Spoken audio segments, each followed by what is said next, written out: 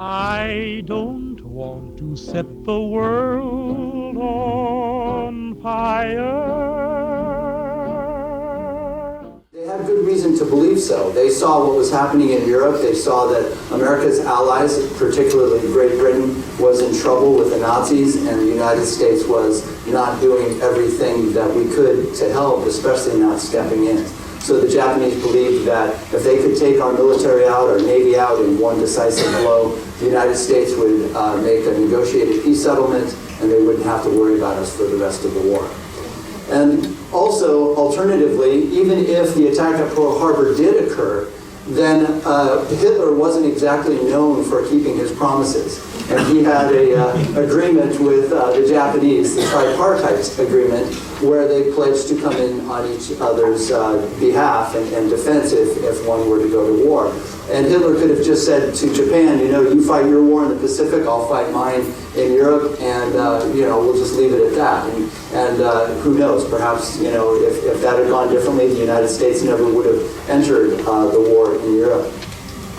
So I'd like to start with kind of a modern application today.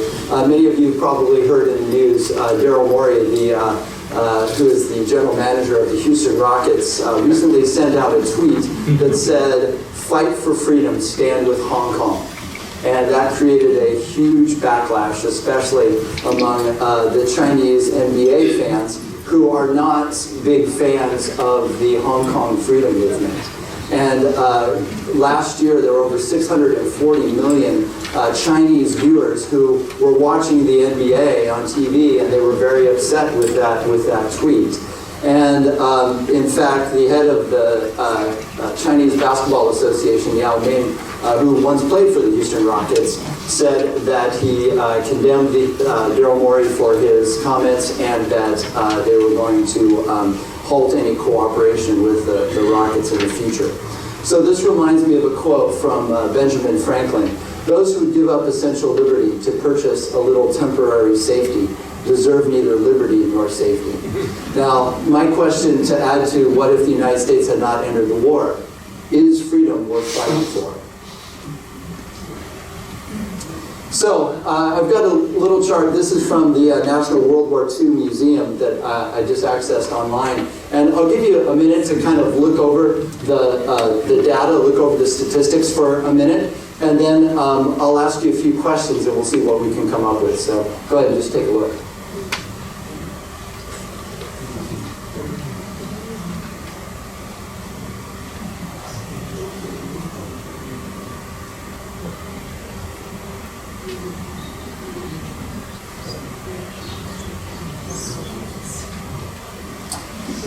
So what are some conclusions that we can make from that data?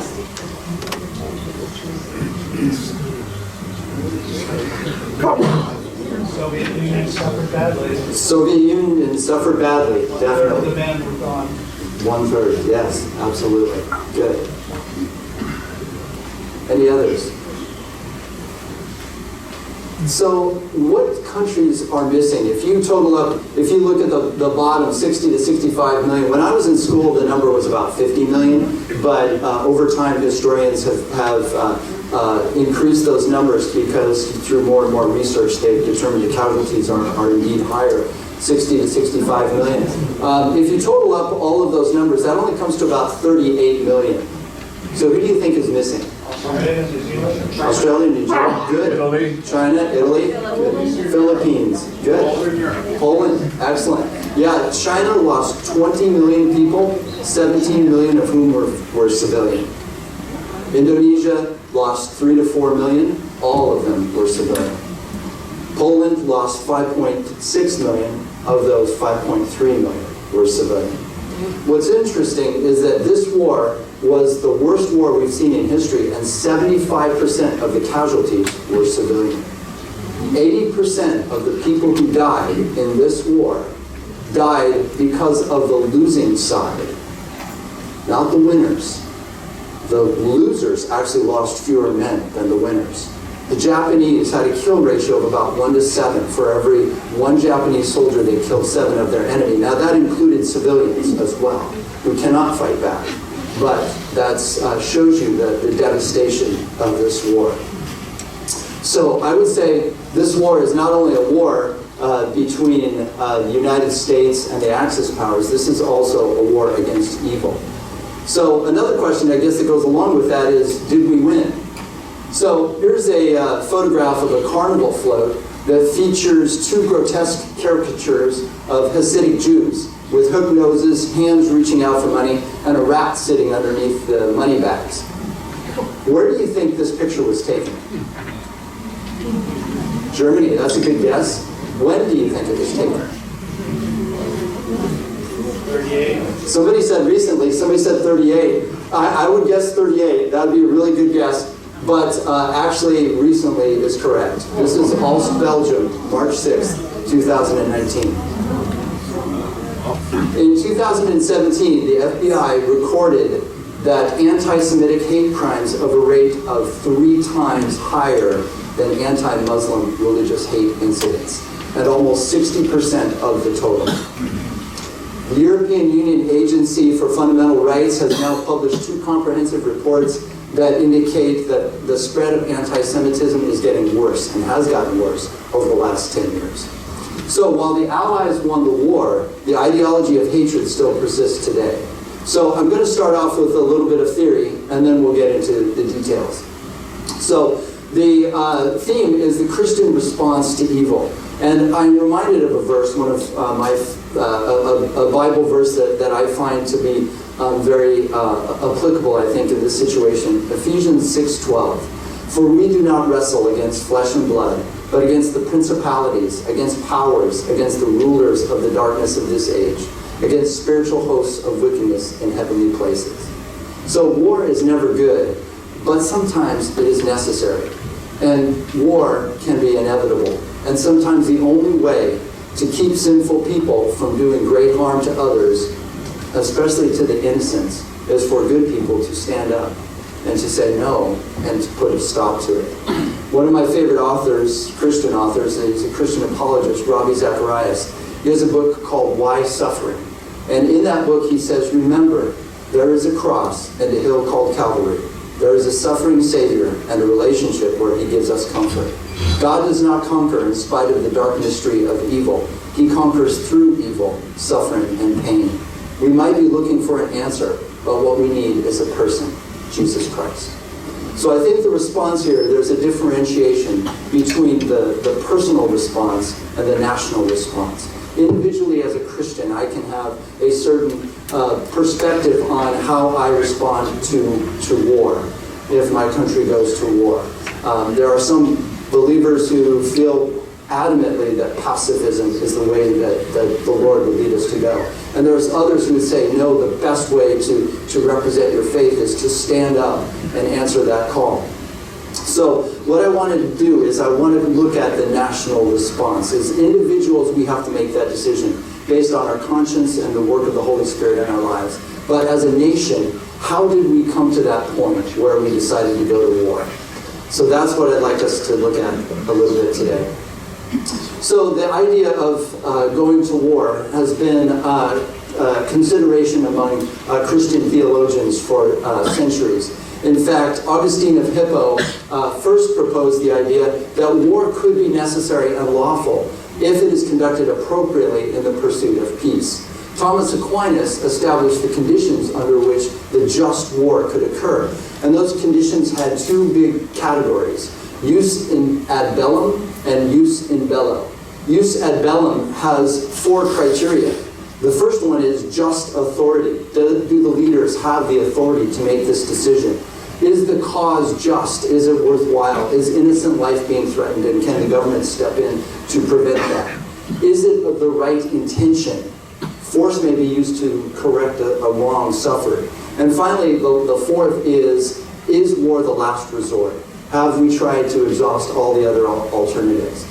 And the second one, jus in bello, refers to the way war is conducted. And this applies to the men and women in service, and especially the commanders who are making those difficult decisions. And it has 3 criteria: proportionality, discrimination, and responsibility. Proportionality just means that the level in which we respond to an attack is proportional to the attack itself. The second one, discrimination, means we cannot target civilian targets or non-harmful targets. There has to be some type of discrimination between the two. And the third is responsibility, that the target must be of military necessity. Later on, the third category was added, called jus post bellum. And this is really applicable in recent wars, especially in Iraq and Afghanistan, where you have to consider there is a just peace and responsibility after the war. Indeed, the United States did this both in Japan and Germany, but in today's world it is still happening. These ideas were codified into contemporary international laws in the Geneva Convention and the UN Charter. So, historian Victor Davis Hanson, in his book, The Second World Wars, he refers to three basic reasons why World War II became such a massive war. And his reasons are American isolationism, European appeasement, and Russian collusion. And I think that's interesting, Russian collusion, because that was even before Al Gore invented the internet. So you guys get that joke, my students get that. So what I did was I put this together in doing my research, and in looking at the obstacles that President Roosevelt had to overcome, I believe there are three categories that he had to overcome: Congress, culture, and ideology. Now, in some cases, he was aligned with them. In other cases, there was a little bit of a difference. So what I'm going to do is, I hope that this isn't too confusing, but many of you are already familiar with many of these events. So I'm going to walk through the timeline, but I'm going to go through in the context of those three variables. So we'll start with the first variable, Congress, and I'll walk through some of the events, and then we'll go to the next one, culture, and then we'll walk through some of those events, and then we'll go through ideology. So it might seem like I'm kind of repeating, some of these events, but it's to make that larger point of how it fits within that category. To start us off, I'd like to show you a short clip, a brief clip from the movie Darkest Hour. This stars Gary Oldman, who plays Winston Churchill. And in this scene, Winston Churchill has just become Prime Minister May 10th, 1940. And things are not going so well for the British or the French in the war at this point. And he's making a phone call to his ally, perhaps maybe his one and only ally, the American President Franklin D. Roosevelt. More ways that you can possibly know.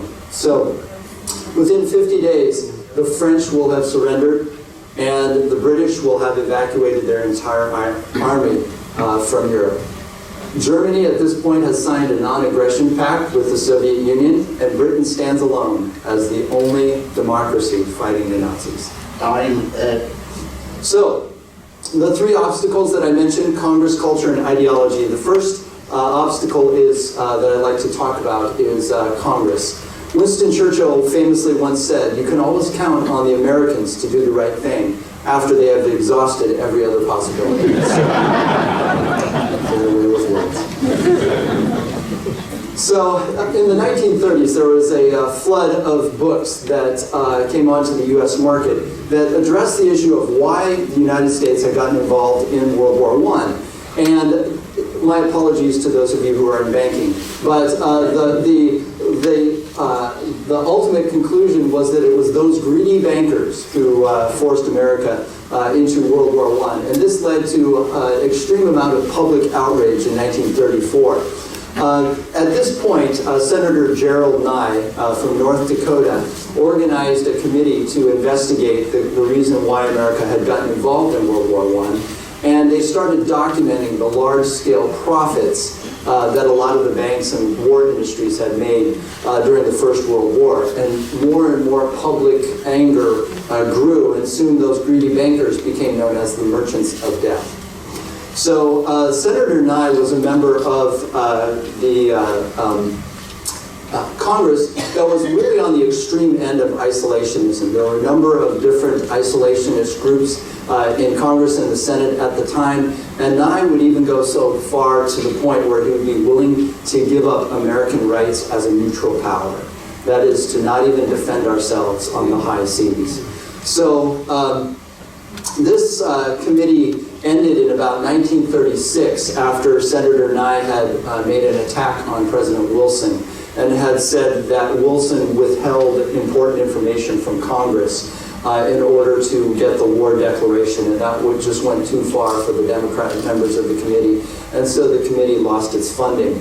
And although the committee failed to achieve its goal, which was actually to nationalize the war industries, it did inspire 3 neutrality laws and pushed America to that point where the American public seemed to be wanting to stay out of the war, and Congress wanted to try to reflect that. In fact, the anti-war feeling was so prevalent at the time, the Girl Scouts even changed the color of their uniform from khaki to green. So what was one of those influential factors for Senator Nye? Well, America First Committee. Senator Nye was a member of this committee, which was led by General Robert E. Wood. Charles Lindbergh was its most famous spokesman.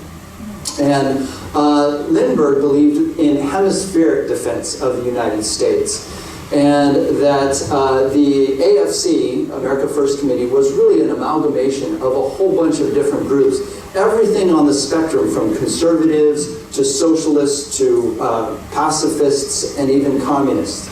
At its peak, it had about 800,000 members.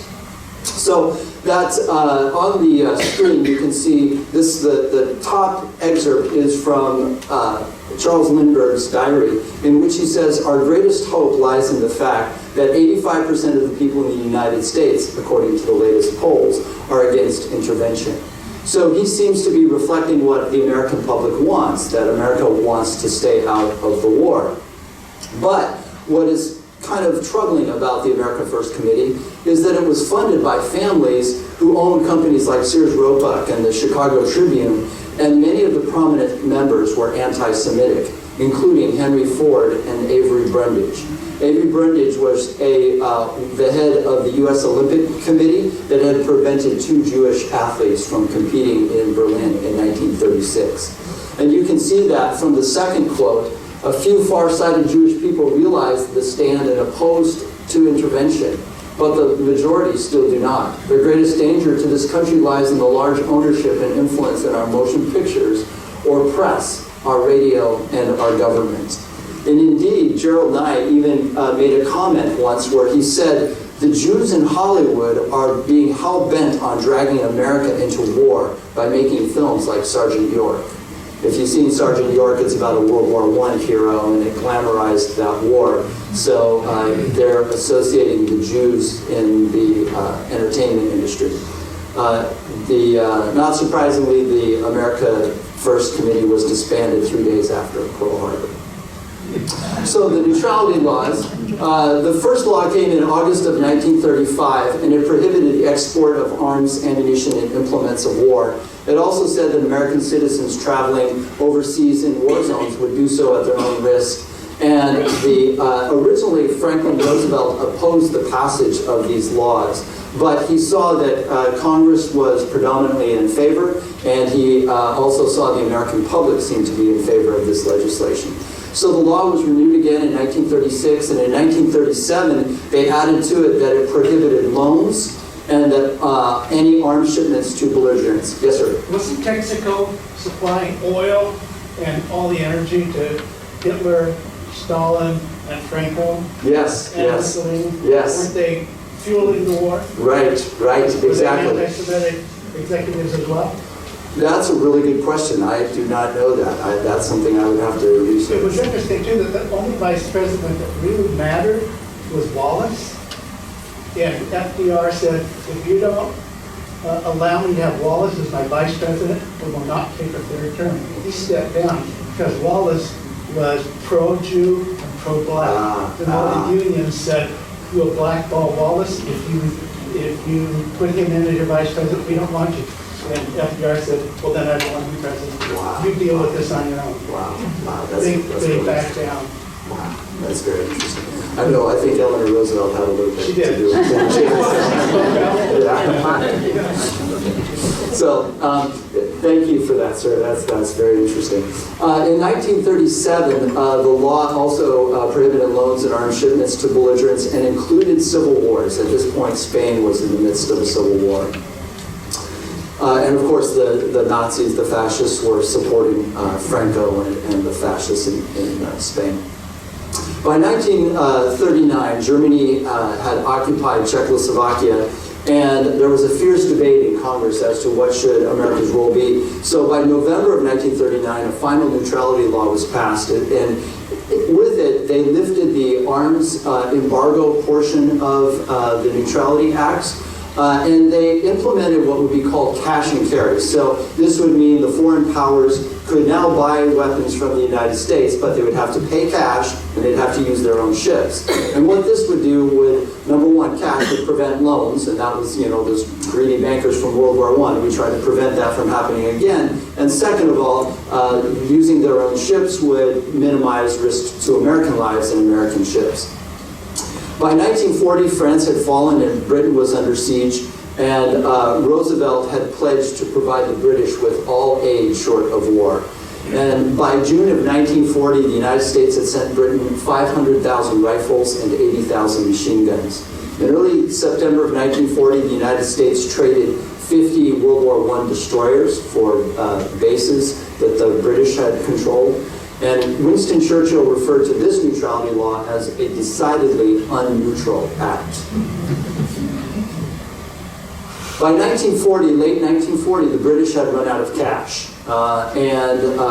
I love that line in the clip. We paid for those planes with the money we borrowed from you. So, but they had run out of cash, so he had to change his tact a little bit, and he was able to convince Congress to the Lendlease Policy. This would provide weapons to any country whose defense was vital to the United States, primarily Great Britain.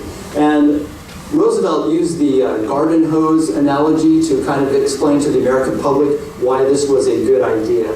So he explained it this way, that if your neighbor's house was on fire and he came and knocked on your door in the middle of the night and said, "Can I borrow your garden hose?" Well, you aren't going to say to your neighbor, "Yes, you can use my hose, but you have to pay for it first." Okay, you're going to let him use your hose so he can put out the fire so the fire doesn't spread to your house.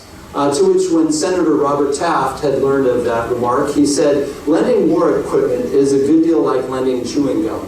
Once somebody else has used it, you don't want it back." So, after March of 1941, after a great deal of debate and controversy, the Lend-Lease Act did pass. Even so, it only provided 1% of the British material that they needed to fight the war in 1941.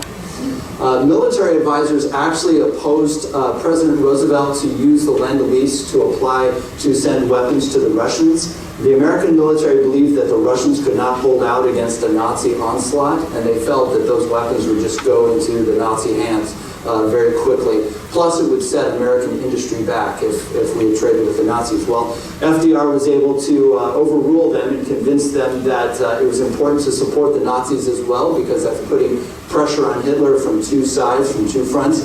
And all told, by 1945, the U.S. had spent about $32.5 billion on Lend-Lease, of which $9.5 billion went to the Soviet Union. Okay, the second obstacle that I'd like to address is culture. And Victor Davis Hanson had said that this is one of the wars where it was a Western culture war, Western versus Western, especially in Europe. The ideology, the thoughts were very, very similar. So the economy can influence culture in that a bad economy will establish priorities. What we do in our daily life very often impacts what we can afford. And so on the screen here, you probably can't see the numbers, they're kind of small, but I'll just kind of explain what they're showing you. The chart on the left is the gross national product by use. And the green bar, it represents government expenditures, and this is from the years 1929 to 1946. The light green bar represents gross private capital, and the black bar represents consumer expenditures. So I'd like to point out the green bar from 1941, you see that it's fairly small, and then it jumps, 1942, it triples, and then it maintains that progression upward all the way through 1944. So the government is expending a lot more money over those successive years. But we still have one thing that we have to overcome, and that's unemployment. The table on the right indicates the far column of it indicates unemployment in the years from 1929 to 1947. And in 1933, the unemployment rate was at 25%. By 1939, it was at 17%. So it had gone down, but it was still significantly higher than what it had been in 1929, which was 3%. And in the summer of 1940, there were still about 5.3 million Americans who were out of work, who were unemployed. But the one good news about this, especially the increase in government expenditures, is the fact that the American public was now ready for a larger government to be a part of their lives. They had seen what had happened in the New Deal, and they realized that now the government is going to take a more active role, especially in conducting the war. But in many industries, company executives were really resistant to change over what they were manufacturing to war materials. They call this conversion. And there was a United Auto Worker labor leader by the name of Walter Reuther. In 1940, he had proposed that the automobile companies start making airplanes, and this became known as the Reuther Plan.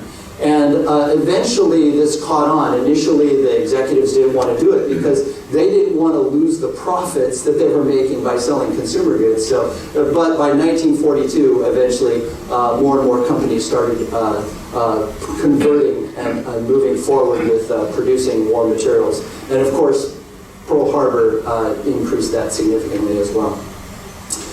Now, in 1937, we see that the world was changing. Germany was making aggressive overtures. Spain was in the midst of a civil war between the fascists and the Republic, and China was attacked by the Japanese again, a second time.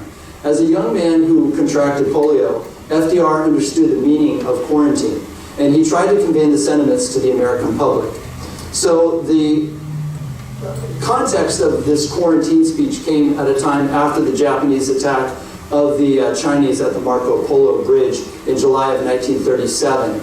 And the United States realized that they had to support the Chinese nationalists or they too would succumb to the Japanese. So President Roosevelt sent them weapons, and the way that he got around it was because technically Japan had not declared war on China. So the neutrality laws that prohibited the sale of weapons did not apply.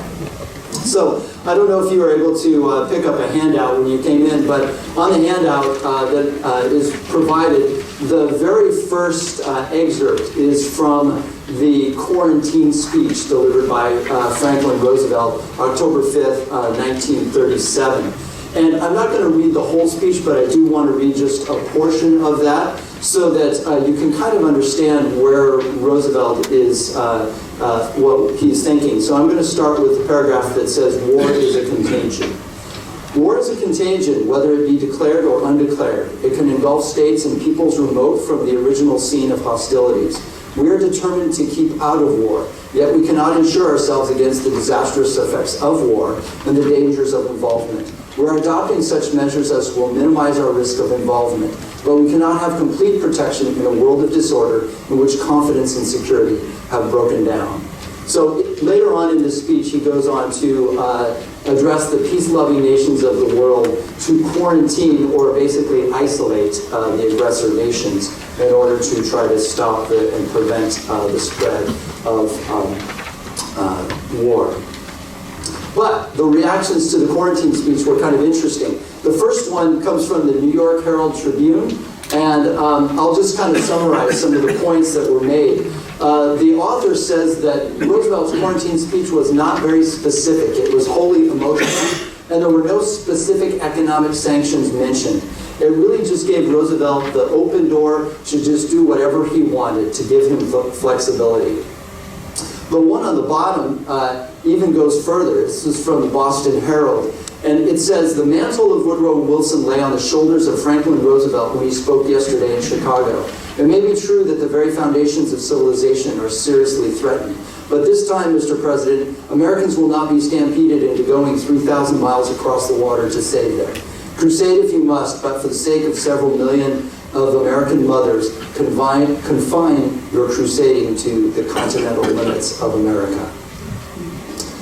So So it seems like the public may not be with the president.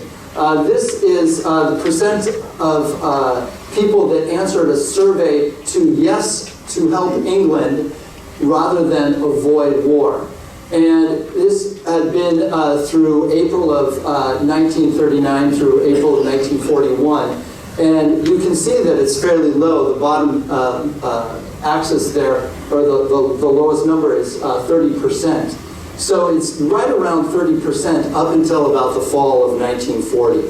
So at this point, you start to see a shift in which, according to historian Bear Bromuller, who is a professor at Harvard, the people in the government made the commitment to win the war, even at the cost of fighting it. And so what events do you think happened in that particular time where we see the upswing in public support for the war? Battle of Britain. Very good. The Blitz. Exactly. So Hitler invades France in mid-April 1940. By June 22nd, France is surrendered.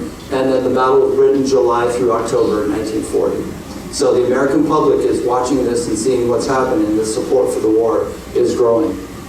Bromuller also indicates, far from being an internationalist leader of an isolationist public, Roosevelt found himself lagging behind public opinion on the issue of stopping Germany.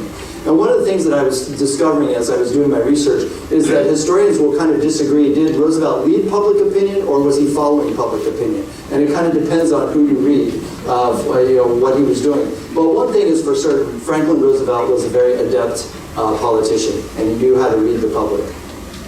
So just real quickly on the Battle of Britain, the last bastion of democracy, July 1940. Britain was the only democracy left in Europe, and Churchill pleaded with Roosevelt for assistance. In that summer, Hitler had launched Operation Sea Lion, which was an all-out assault by the German Luftwaffe against the Royal Air Force, which fought bravely and heroically over the skies of England. This caused Hitler to have second thoughts about an invasion when he realized he could not gain air superiority over the British. And it was amazing when you consider the struggle that the British had gone through. I read an account of one British aviator who, flying during the early days of the battle, his plane had crashed and he'd lost a leg. And then after he was patched up and able to sort of walk again with crutches, he flew even more missions with only one leg. And those of you who know about flying an airplane, you really need 2 feet to fly the aircraft, because those are the rudder pedals. That's what helps you to steer. So he was able to do that with just 1 foot. So it's pretty incredible the amount of courage and bravery that all of the servicemen and women who fought in the war demonstrated. By September of 1940, the United States agreed to transfer 50 of those destroyers for bases, that destroyers for bases deal that I mentioned earlier. And America could no longer hide behind the mask of neutrality. Congress authorized the building of new airplanes and also enacted the first peacetime draft in September of 1940. So if you look at the document once again, if you look on the back, document number 3, that shows you the Great Arsenal of Democracy speech. Again, these are only excerpts. I couldn't put the whole speech on the page because I wanted to try to limit. So I only took just parts of it. If you are interested in looking at the whole speech, I've put the links there so you can go onto the website and you can access these. But I just wanted to show you just a portion. And I'm just going to read where it's in the middle, I believe, of the 3rd paragraph. For such a dictated peace would be no peace at all. It would be only another armistice, heading to the most gigantic armament race and the most devastating trade wars in all history. And in these contests, the Americans would offer the only real resistance to Axis power. With all their vaunted efficiency, with all their parade of pious purpose in the war, there are still in their background the concentration camp and the servants of God in chains. So he warned that if Britain fell to the Axis powers, if they were left unchallenged, that all of us in the United States would be living at the point of a gun. So to prevent such, we needed to help defeat the Axis in any way that we could. Now, what's interesting to note about this is this speech was given as a fireside chat. And so President Roosevelt is harnessing the power of the radio to talk to the American public, to come into their living rooms and to communicate with them about the importance of supporting the war. He offers an expedient course of action. So if you contrast that with the quarantine speech, where it's more vague and undefined, now he's really talking about providing aid to help the Germans, and he espouses the virtues of the American public and the dangers of the enemy in this speech. In the 1940, the election of 1940, Franklin Roosevelt wins handily over Wendell Willkie, carrying 38 states. And the speech that we're going to look at next, the Four Freedoms, comes right after that in January of 1941 in a message to Congress. So the Four Freedoms speech, I've got a small excerpt here. Again, this is document number 4 on the back. And I've put a little bit more of the speech up on the screen. And basically, Roosevelt describes the four freedoms: the freedom of speech and expression, the freedom of worship of God, freedom from want, and freedom from fear. And he goes on to explain that by an impressive expression of the public will and without regard to partisanship, we are committed to the proposition that principles of morality and considerations for our own security will never permit us to acquiesce in a peace dictated by aggressors and sponsored by appeasers. We know that enduring peace cannot be bought at the cost of other people's freedoms. So this speech, after Roosevelt delivers the speech, apparently it did not have as much traction as he had hoped. In fact, some of the critics said it fell flat. So it took an artist to try to capture the American public's attention. And so Norman Rockwell painted these 4 paintings that he called the Four Freedoms to represent those views expressed by Roosevelt in this speech. So the freedom of speech on the upper left, freedom of worship on the upper right, the lower right, freedom from want, and freedom from fear on the lower left. And these eventually were published in the Saturday Evening Post in 1943, and they became a hit sensation among the American public. And they just took off, according to one historian, with meaning and patriotism. The actual paintings themselves went on tour, and people would go to visit to see these paintings, and it helped to raise over $130 million in war bonds for the war effort. And then finally, I'd like to round out our discussion on culture with some of the popular songs at the time that may have had an impact on not only Roosevelt, but the American public. Roosevelt and Winston Churchill met together. Churchill came to America 4 times throughout the course of the war. The first time he stayed for a little over 3 weeks. One of the things that they enjoyed doing together was actually going to church, plus apparently enjoying a little bit of adult beverage in the evening. Winston Churchill, I believe, probably drank his breakfast as well. But they did go to church together, and one of the hymns they enjoyed singing was "Onward, Christian Soldiers." And it was noted that Winston Churchill, when driving in the car coming home from chapel, that he would be whistling this tune, "Onward, Christian Soldiers." But another song that was popular in the 1940s was, and later on this became kind of a parody, but at the time it was meant with reverence and respect, and it was "Praise the Lord and Pass the Ammunition." And other hits from the time, Boogie Woogie Bugle Boy from the Andrews Sisters, and "In the Mood" by Glenn Miller.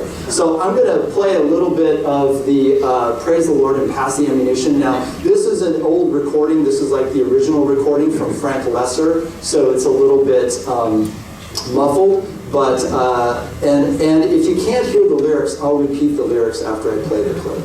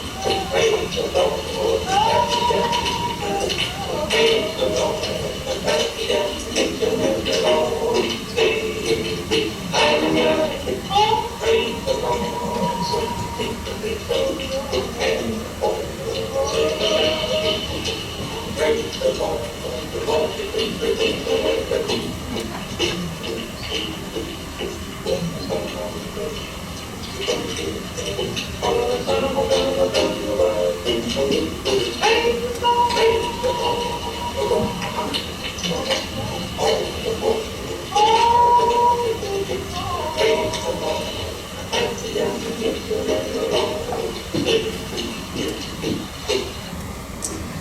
that's the original by Frank Lesser and the Southern Sons. So the lyrics go, down went the gunner, a bullet was his fate, down went the gunner, and then the gunner's mate. Up jumped the sky pilot, gave the boys a look, and manned the gun himself as he laid aside the book, shouting, praise the Lord, and pass the ammunition, and we'll all stay free. Apparently, the lyrics to this song were inspired by a Navy chaplain at Pearl Harbor, who, during the attack, assisted a pilot who got on one of those big 50 caliber guns and started shooting. And while he was shooting, the chaplain yelled out, "Praise the Lord, pass the ammunition." So that's became the theme for the song. So I think it's almost 5 o'clock, so it might be a good place for us to take a break for a little while, and then when we come back, we'll pick up with ideology. So the third category that I wanted to address that Roosevelt, in terms of the obstacles that Roosevelt had to overcome, was ideology, of course. Nazism in Germany, fascism in Italy, and militarism in Japan. There was a quote printed on Auschwitz now, which is a museum, and it was an address delivered by Adolf Hitler to the Hitler Youth in Nuremberg just prior to the war. And these are the words of Adolf Hitler in his vision for the society that he wanted to build. I freed Germany from the stupid and degrading fallacies of conscience and morality. We will train young people before whom the whole world will tremble. I want young people capable of violence, imperious, relentless, and cruel. This is the ideology that this man built. And this is what the United States was facing and sending our young boys to go overseas to stand up against that. So again, going back on the timeline a little bit, backtracking to 1938 in Austria, meanwhile in Europe. So Hitler continues to push the limits of his agenda to try to unite the German-speaking people into what he called the Third Reich, the Third Kingdom. On March 11th, 1938, Austrian Chancellor Karl von Schuschnigg actually resigned and pleaded over the radio with the people of Austria not to resist the German advance as German troops marched into Austria unopposed.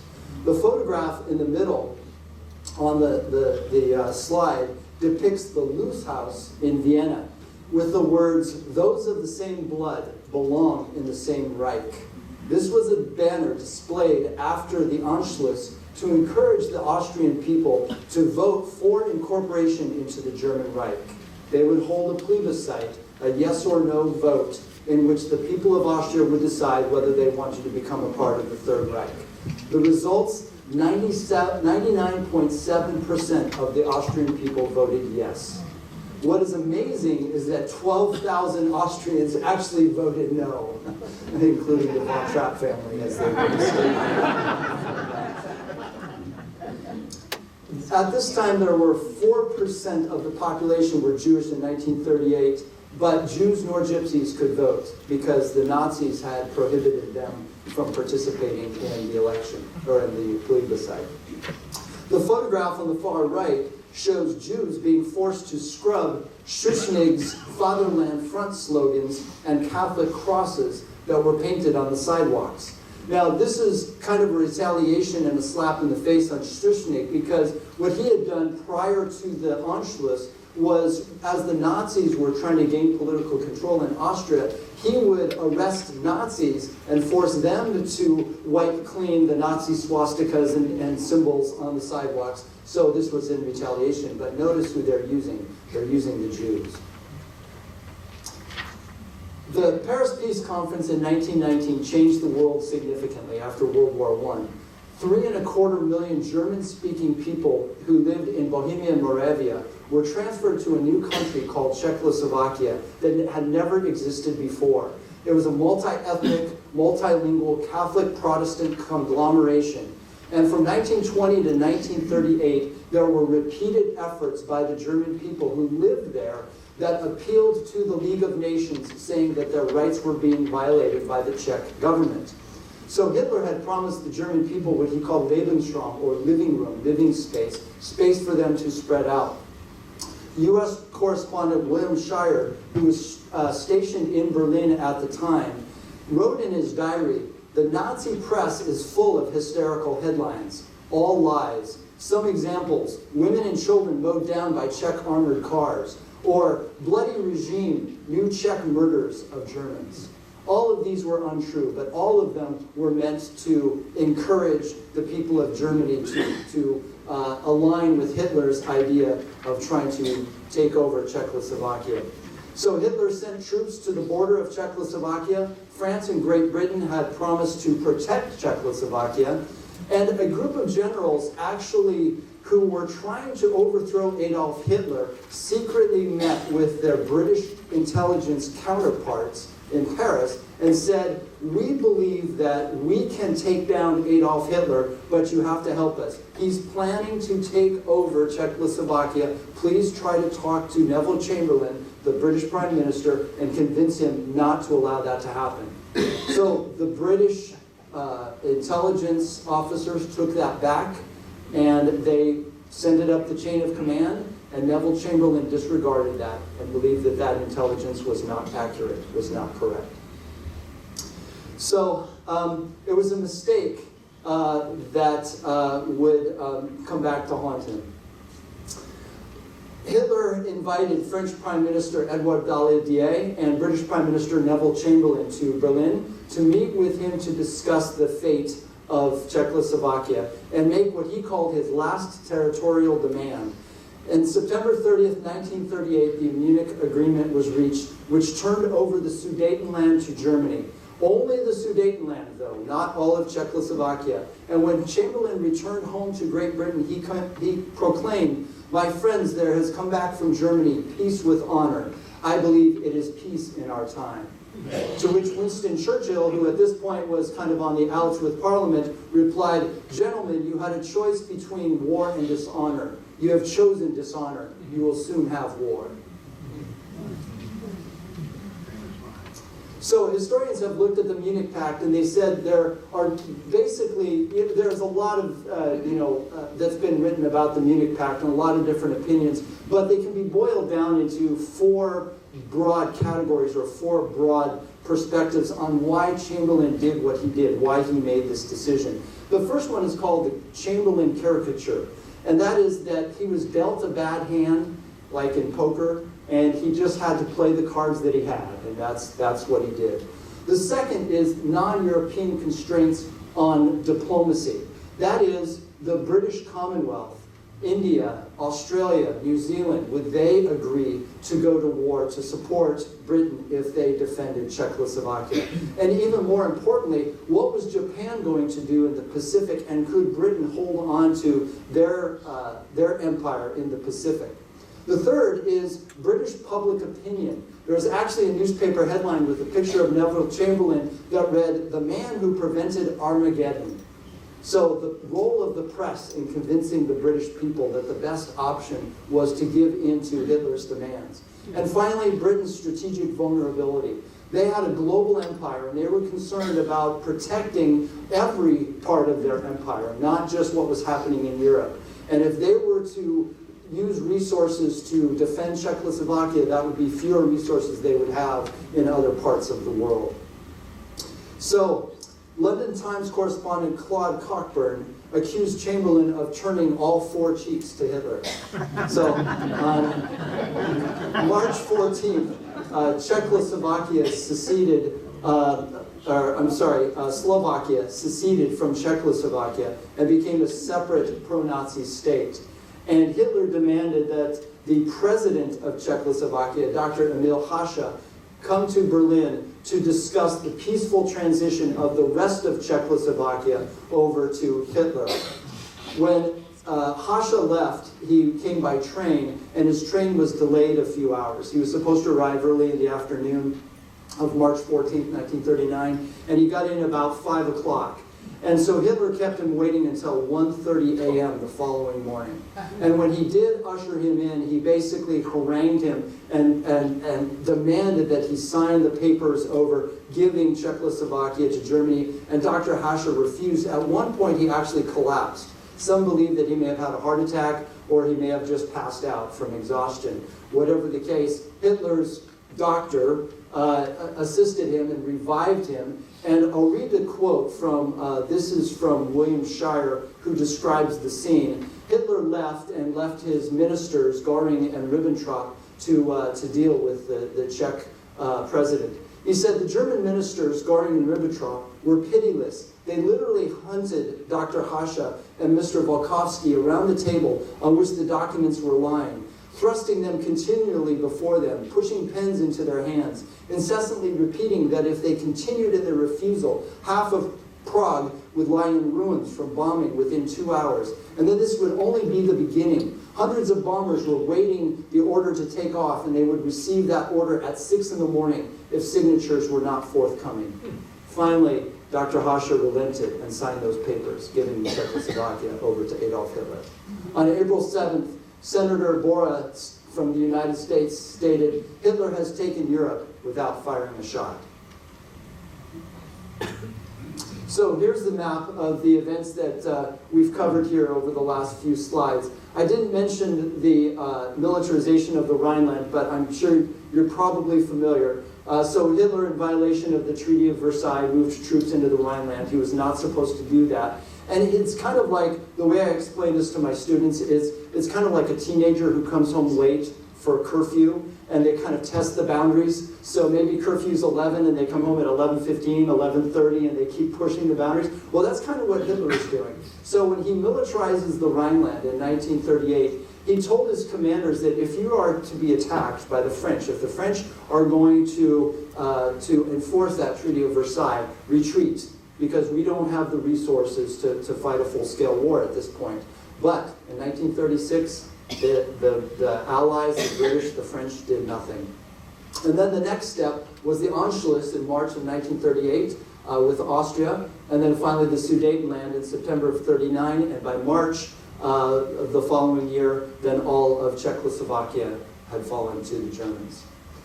So document number 2 on your handout, the transcript from FDR's annual message to Congress, January 4th, 1939, comes at this point in the timeline. And I'm going to read that last paragraph, which I think is most relevant. There comes a time in the affairs of men when they must prepare to defend not their homes alone, but the tenets of faith and humanity on which their churches, their governments, and their very civilization are founded. The defense of religion, of democracy, and of good faith among nations is still all the same fight. To save one, we must now make up our minds to save all. So notice how he's combining those ideas, the defense of religion, of democracy, and good faith. So here's a Nazi Party rally in February of 1939. Where do you think this is? I heard somebody say New York. You're absolutely right. This is Madison Square Garden in New York City. 20,000 attendees raising Nazi salutes to a 30-foot tall portrait of George Washington flanked by swastikas. Outside, what you don't see is over 100,000 protesters on the streets of New York who are protesting this. This was labeled as a pro-American rally, and it was established by the German-American Bund, or Federation. This German-American Bund was an anti-Semitic organization that had created summer camps, Nazi summer camps for American children in the 1930s. Some of the banners at this rally read, "Stop Jewish domination of Christian Americans," and "Wake up Americans, smash Jewish communism." When the Bund's national leader, Fritz Kuhn, gave his closing speech, he referred to President Franklin Roosevelt as Rosenfeld, and he called District Attorney Thomas Dewey, Thomas Jewy.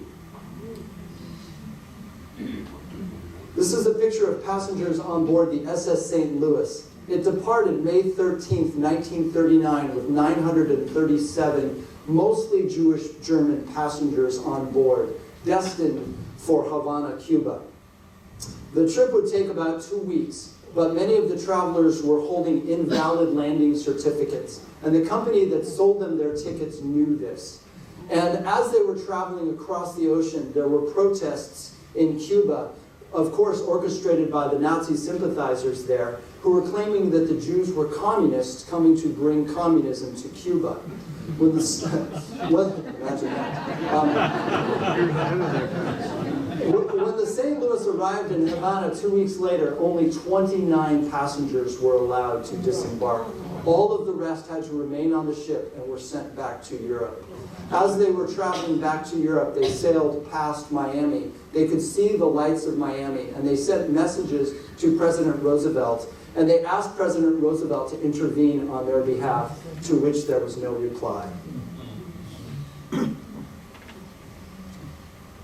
August of 1939, the Molotov-Ribbentrop Pact was signed, which basically was a non-aggression agreement between the Russians and the Germans. And it was all over the issue of Poland. That Poland would be divided, Hitler would take the West, the Soviets would take the East. But also this gave Stalin a green light to take the Baltic states of Estonia, Latvia, and Lithuania, to which he did in June of 1940. The people that lived in the Baltic states were stripped of their national identities. Stalin's secret police murdered thousands of government, business, and cultural leaders in those countries. Thousands of others were sent to Gulag system prison camps. President Roosevelt, when he learned of this in 1940, decided that he would freeze Baltic gold reserves, hoping that it would deny Stalin the use of those assets. The Tripartite Pact, or the Berlin Pact, was signed in September of 1940. This was between Germany, Italy, and Japan. And this was a mutual defense treaty in which they would now call themselves the Axis powers. And remember at the beginning I said, what if the United States had not entered the war? This is that agreement that Hitler could have easily broken and said, Japan, you fight your war, we'll fight ours. But no, he maintained this, he kept this, and this is how they became known as the Axis powers. Now the strategy behind this was to try to prevent America from being incentivized into going to war. Because if we did, if we had helped the British early on and had fought the Nazis, then Japan would come in to help Germany, and America would be faced with a two-ocean war, something that no country wanted to fight. In August of 1941, President Roosevelt met with Winston Churchill secretly on the battleship USS Augusta, in which they made this famous agreement. Now, Winston Churchill had hoped for a military commitment on the part of the president, but instead he had to settle for basically joint declaration of war aims, which would become known as the Atlantic Charter. These included collective security, disarmament, self-determination. That just means the right of countries to decide for themselves, especially those that were colonies, how they want to be governed. Economic cooperation and freedom of the seas. And if you remember, this is very similar to another document that was signed some 20 years prior to this. I heard somebody say it, Wilson's 14 points. Wilson's 14 points. This is almost, these 6 come from Wilson's 14 points. But if you notice what's missing, the United States has not pledged to step in to declare war, to come in to help out the British. When Winston Churchill faced this possibility that, America is not going to help us, I guess, Eleanor Roosevelt once confided with Winston Churchill privately and said, you know, when Franklin says, yes, yes, yes, it only means that he's listening to you, not that he agrees with you. So, Roosevelt disclosed that he couldn't ask Congress for a declaration of war yet at this point, but he would wage war as best as he could and do everything to try to force an incident. And the Atlantic Charter became the basis for the United Nations, which would become an important international organization after the war.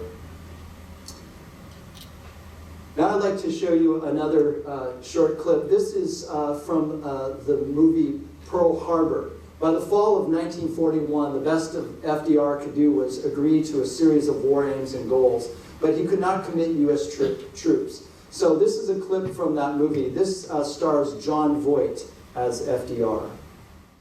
So America enters the war, and we do so after the event, December 7th, 1941, Pearl Harbor.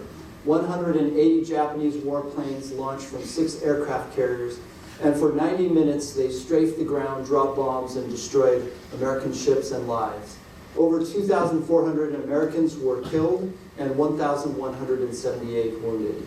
The Japanese sunk in that amount of time sunk or damaged 21 ships, including 8 battleships, and more than 300 aircraft were severely damaged or destroyed. This loss constitutes even larger damage than what the U.S. Navy suffered throughout the entire First World War. By chance, 3 of America's aircraft carriers were at sea and had escaped this disaster. Congress quickly approved Roosevelt's request for a declaration of war against Japan, and 3 days later, Germany and Italy declared war on the United States. So that solved the problem for Roosevelt about whether or not he should help Winston Churchill. After the surprise attack, isolationist Senator Burton Wheeler proclaimed, "The only thing now to do is lick the heck out of them." John Morton Blum, a historian who wrote V is for Victory, described a scene in which a British businessman flew over the United States during the war in 1943. And he realized as he was looking out the window and seeing the land down below, all of the farmland and all of the roads, that the thought came to his mind, America isn't at war.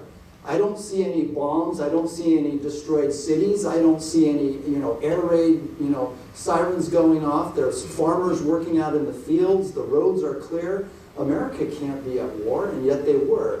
And so as the businessman was on the flight attendant served his food, and he noticed there was a pat of butter. And on the foil wrapper of the butter were the words, "Remember Pearl Harbor." So it took the butter to remind the Americans of the guns. So the excerpt at the top comes from Blum. He said, "Only the U.S. was fighting war on imagination alone. The other countries had war in their front yard. It was, they would see daily the horrors and devastation of what happened to them. But the American public had to get behind this war without really having that idea of how devastating and how destructive and important it was to support that war." So the pictures here show women at work in the factory. The one on the right is from El Segundo plant of Douglas Aircraft. After the Battle of Midway in 1942, the Japanese built 6 aircraft carriers. The United States built 17, all with the help of women and workers who would come to those factories, working long hours trying to produce the materials we need.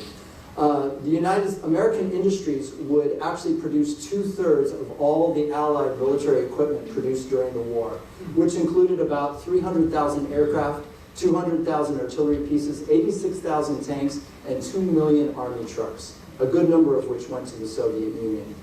Throughout the war, the Axis powers never built a 4-engine bomber. The United States did. And we were able to reach targets such as Hamburg and Tokyo. The Japanese or the Germans could not touch Detroit or Washington, D.C. In 4 years, the American industrial production, already the world's largest, doubled in size.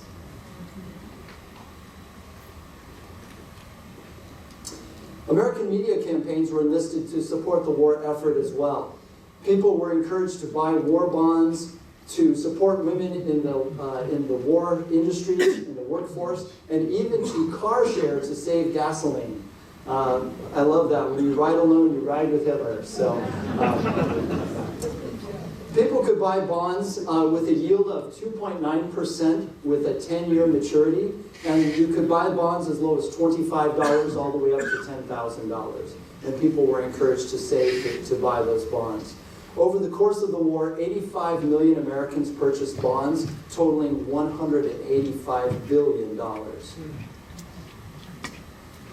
In doing my research for this, I looked at some of the data from the servicemen who served during the war, and I know that we have some veterans here with us today.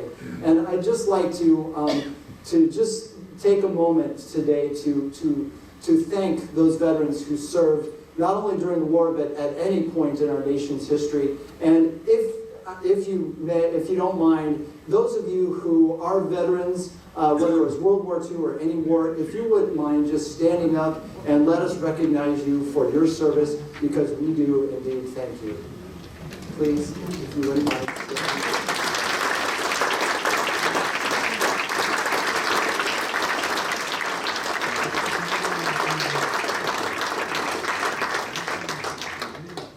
I did not serve. I did not have that honor, and that is something that I had, my wife knows, I had greatly considered when I was in college, but God had other plans. In doing my research for this, I found that the average age for the American soldier was between 22 to 26 years old. And that makes sense, you know, from 1941 to 1945.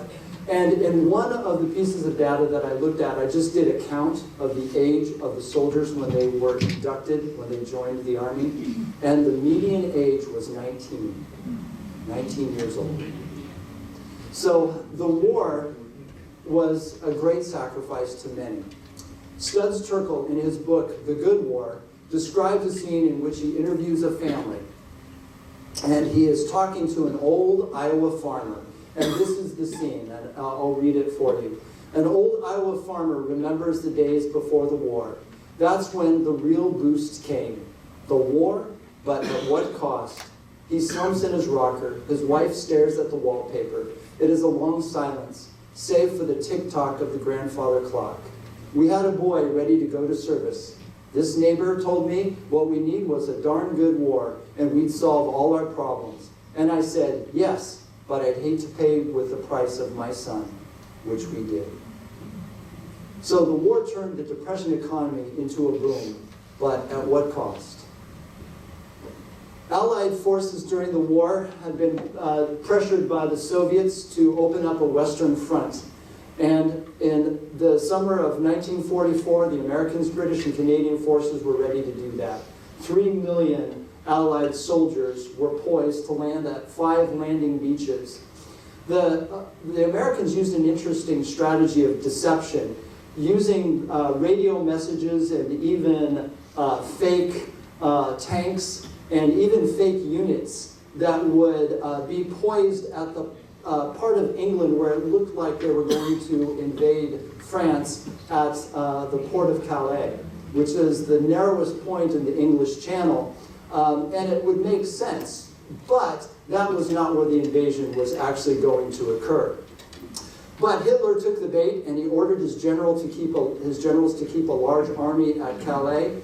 The Allied invasion, which was codenamed Operation Overlord, which was originally set for June 5th, was pushed back a day because of bad weather, and it did occur on June 6, 1944. Shortly after midnight, 3 divisions parachuted behind German lines and landed on the beaches. I understand that Mr. Antosi, who was supposed to be here tonight, participated in D-Day. And the amount of courage that it would take to get off those Higgins boats and to charge into the line of fire is just unfathomable. And I think we owe anybody who is willing to put their life on the line so much. Here's the description that one soldier gives. He said, people were yelling, screaming, dying, running on the beach. Equipment was flying everywhere. Men were bleeding to death, crawling, lying everywhere. Firing coming from all directions. This was a soldier, Felix Branham. He wrote about the scene. And then he said, we dropped down behind anything that was larger than the size of a golf ball. Nigel Hamilton, the famous historian, said, the Allies did fight on the beaches, as Churchill once memorably vowed, but it fell to Franklin Roosevelt to make sure they were the right beaches.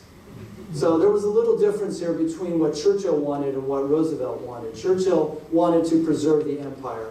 Roosevelt wanted to defeat the Nazis, wanted to end the tyranny. Another important battle, the Battle of the Bulge, hit what's called Hitler's last gamble. I understand Mr. Antosi also saw the Battle of the Bulge as well, December 16th, 1944 to January 16th, 1945.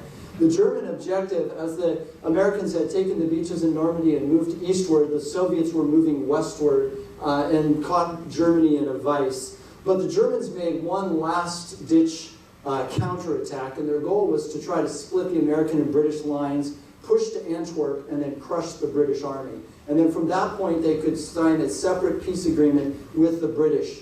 The offensive was led by 3 German armies across a 75-mile front and involved more than 1 million German soldiers. The problem was that they ran out of gas. Also, the weather did not bode well for them. And the Americans held out at places, key places like Bastogne, which is that little green circle in the lower middle point. That's where the 101st Airborne was holding their positions and refusing to give up.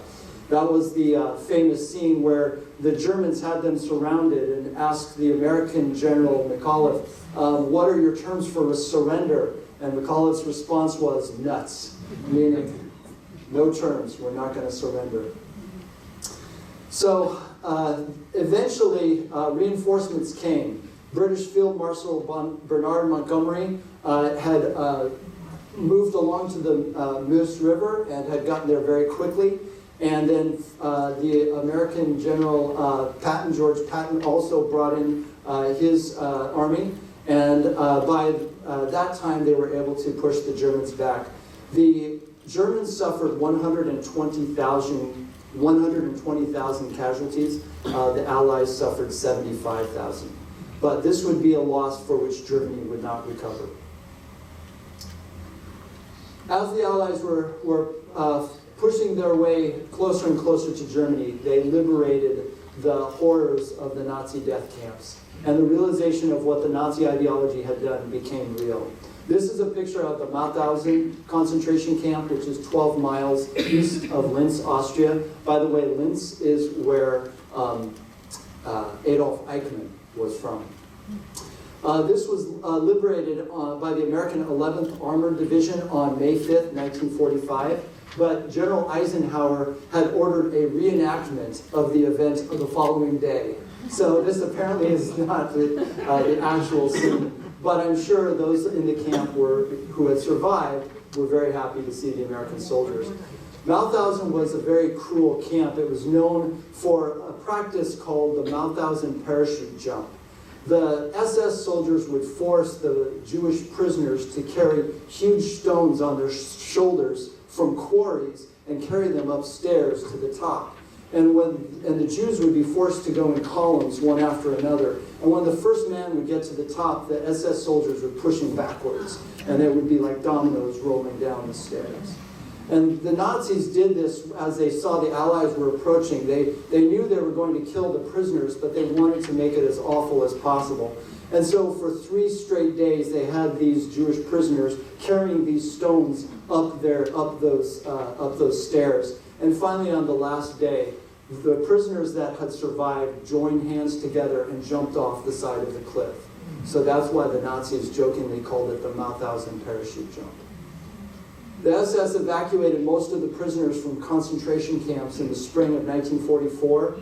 The Soviets were the ones to liberate Auschwitz, the largest killing center of all of the camps. And they arrived in January of 1945. When they came to the camp's gates, they found 6,000 emaciated prisoners. Now, the Germans had destroyed much of the warehouses that were in the camp, but they didn't have time to destroy everything. And the Nazis left behind some telling artifacts, including thousands of men's suits, more than 800,000 women's outfits, and 14,000 pounds of human hair. At the end of the war, the Nazis and the Japanese war criminals would be put on trial. In Europe, it was the Nuremberg trials. Churchill actually wanted to execute the high-ranking Nazi party members, but it was actually the Stalin and Roosevelt who convinced him that a trial would be a better option. This would provide legitimacy, and the Soviet Union wanted to prove the Nazis guilty of war crimes on the world stage. The United States wanted due process. And so a criminal trial where evidence would be brought against the defendants would actually be given lawyers, and there would be judges, would take place. Many of the high-ranking Nazis at this point had already either escaped Germany or were left off the list, just because so many of them had surrendered at the time. I thought it was interesting in Stephen Ambrose's book, Citizen Soldiers, he talked about how at the end of the war that a lot of the Nazi soldiers that were on the Eastern Front were retreating west because they would rather surrender to the Americans than the Soviets, okay? And I can see why. On August 8, 1945, the Allies announced that the International Military Tribunal would be created to try these criminals, and there would be 4 charges that would be leveled against them. The first would be conspiracy to commit crimes. The second would be crimes against peace, war crimes, and crimes against humanity. The Soviet Union insisted that only the Nazi leaders be put on trial. This meant that the Allied powers would have to turn a blind eye to the crimes of Stalin's regime that he had committed during the war. The defendants were allowed to pick their own attorney, and the defense that they chose to take were all very similar. The first defense that many of them chose was that the International Military Tribunal Charter was ex post facto. That is a law that retroactively criminalizes conduct that was legal when it was first performed. The second defense were that the trials were a form of victor's justice, which means that the Allies would conveniently overlook their own crimes in order to harshly judge the losing side. And then many of them said we were just following orders. And one of the lawyers for the Allies, Robert Jackson, said in his closing comments, as an international military tribunal, it rises above provincial and transient and seeks guidance not only from international law, but also from the basic principles of jurisprudence, which are assumptions of civilization and which can long have found embodiment in the code of all nations. So this indicates that there is a law higher than man's law, that there is a notion of doing the right thing. And many of the Nazis would say, I had to follow these orders or else I would go to the camps. And nobody was willing to stand in the gap except for a few. The court sessions occurred from 1945 through October of 1946, over 216 sessions that lasted 11 months. And a panel of judges would give hearings to 22 war criminals. 12 of those Nazi war criminals were sentenced to death, 3 sentenced to life in prison, 4 were given prison sentences from 10 to 20 years, and 3 were cleared of all charges. So, one of the things that we can kind of wrap up here with was, did the United States fight a just war? Abraham Lincoln once said, my concern is not whether God is on our side. My great concern is to be on God's side, for God is always right. And this is a verse that I particularly enjoy from Psalms. Psalm 33:12. Blessed is the nation whose God is the Lord, the people he has chosen as his own inheritance. Now this applies to the Jewish people, but I think it can also apply to a people that would stand up for those ideals, that would stand up for the principles of right and justice, and to do the right thing against those who would want to inflict tyranny upon the world. So back to the just war theory. If we kind of do a comparison between Hitler and President Roosevelt, I just kind of wanted to break down some of those features that I mentioned earlier with the just war theory. So the first one was just authority. So Hitler had actually been legally elected or legally appointed as chancellor, and then once he gained that position, he destroyed the entire government with a law called the Enabling Act of 1933. President Roosevelt was elected in 1940 to a 3rd term. Now, this was unprecedented. No other U.S. president had served 3 terms, but at this point it was not against the law. The 22nd Amendment had not yet been passed. He was completely within his right to do so, and he felt it was best for the nation that he continue to lead it through this difficult time. That was just cause. That was just authority. As far as just cause, Hitler would claim that he would want to establish his Third Reich to bring Lebensraum, or living space, and unite German-speaking people all over the world. He wanted to get rid of the Treaty of Versailles. President Roosevelt's goal was to end tyranny. Hitler, as far as his intentions go, were pretty much spelled out in his book Mein Kampf. And the Treaty of Versailles was hated by many, but Hitler really brought it to a new level. And that revealed his intention. President Roosevelt, with Pearl Harbor, was forced to declare war. And the other threats to American neutrality were moving him in that direction, but it really took Pearl Harbor to make that decision. And finally, war as a last resort. Hitler had used agreements like the Munich Pact and his non-aggression agreement, and he broke those time and time again. And very often this shows us that actions speak louder than words. And President Roosevelt was actually in peace talks with the Japanese the day that Pearl Harbor was attacked. So President Roosevelt was pursuing peace, even though it was very difficult at that time, and yet he continued to try to avoid war as much as possible. When we get to the point of jus in bello, that is justice in war, the way war is conducted. Of course, the Holocaust is horrific, and the Nazi policies at home in the conquered lands. When it comes to the Manhattan Project and the dropping of the atomic bomb, certainly I'm sure some of you may disagree with me, but I feel that if I were a soldier that had survived Okinawa and Iwo Jima, I would be very happy to learn of the Japanese surrender after the dropping of the atomic bomb. In fact, historian Victor Davis Hanson says that a lot of times people will say the motivation for the war, that using the atomic bomb to end the war, was to reduce American casualties. The estimates were that Americans would lose anywhere from 250,000 to 500,000 men if we had to take mainland Japan. But Victor Davis Hanson points out that really it wasn't the atomic bomb that was the worst. The worst day of the war was March 11th, 1945, the day that Tokyo was firebombed, with over 100,000 to 150,000 casualties.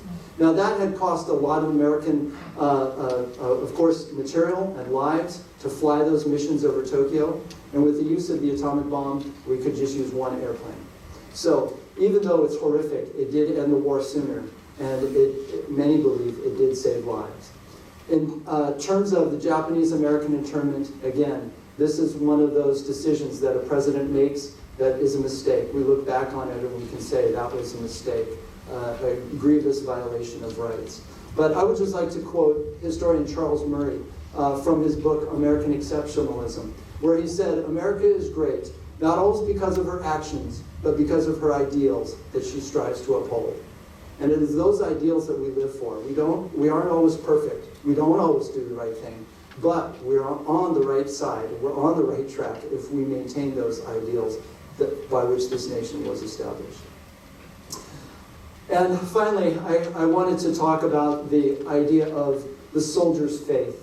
And I know that many soldiers serve from different backgrounds, different ideologies. Some may have had no faith, some may have had faith of various religions. But this is from General Douglas MacArthur in his speech at West Point in 1962, where he talks about the American soldier and their faith. And he said, "The soldier above all other men is required to practice the greatest act of religious training, sacrifice, in battle and in the face of danger and in death. He discloses those divine attributes which his Maker gave when he created man in his own image. No physical courage and no brute instinct can take the place of the divine help which alone can sustain him." After the war, the U.S. government, the Army Information and Education Division, conducted a survey of soldiers and found that many of the soldiers' faith had increased during the war. And according to Craig Wansink, who was one of the researchers involved in the project, he said, "The thing motivating a lot of these guys as combat became heavier was prayer. That might be what you'd expect, but as the battle became heavier, all of these other factors decreased heavily. there became less trust in national ideals. What surprised us was not that prayer increased, but that reliance on other ideals decreased. So this may serve some credence to the notion that there are no atheists in foxholes. And I think that we as Christians can, the best thing that we can do during times of war is to pray for our leaders and to pray for the men and women who are in service to our country and to pray for a quick resolution to the fighting. So finally, I'd like to wrap this up with one of my favorite verses from Romans chapter 8, verse 37. Yet in all these things we are more than conquerors through him who loved us. For I am persuaded that neither death nor life, nor angels, nor principalities, nor powers, nor things present, nor things to come, nor height, nor depth, nor any other created thing shall be able to separate us from the love of God that is in Christ Jesus our Lord. And so this was written by Paul, who had suffered great persecution throughout his life, would end up dying in prison, and yet he could still say, yet in all these things we are more than conquerors through him who loved us. So I think we as a people, as individuals, we are called to respond as the Holy Spirit guides us, knowing that God has our lives in his hands. But as a nation, we should pray for our leaders and support them when the grave decision is made to go to war. There may be a time when we are called upon to actually serve and perhaps praise the Lord and pass the ammunition. Thank you.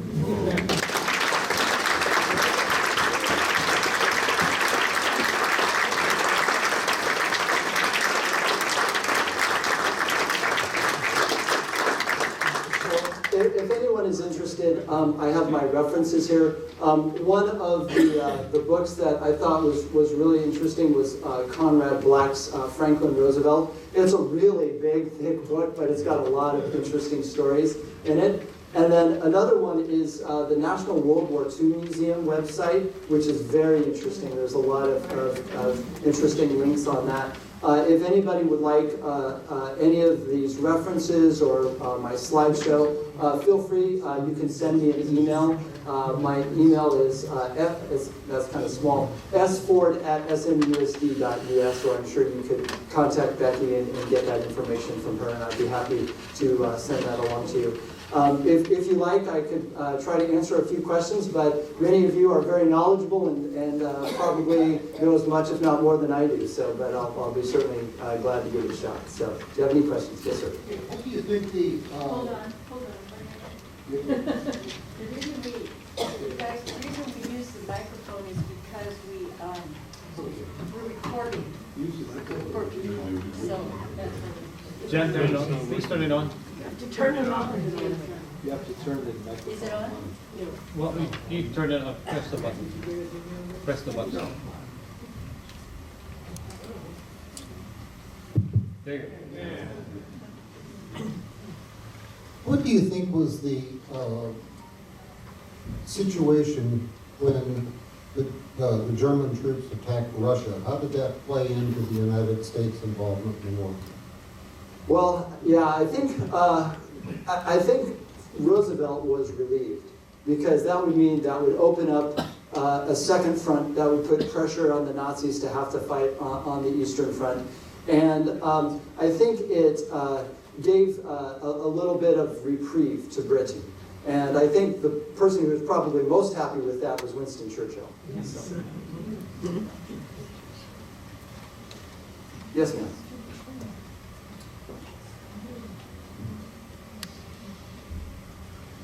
In regard to the Nuremberg trials, would you go into the difference between war crimes and crimes against humanity? Sure.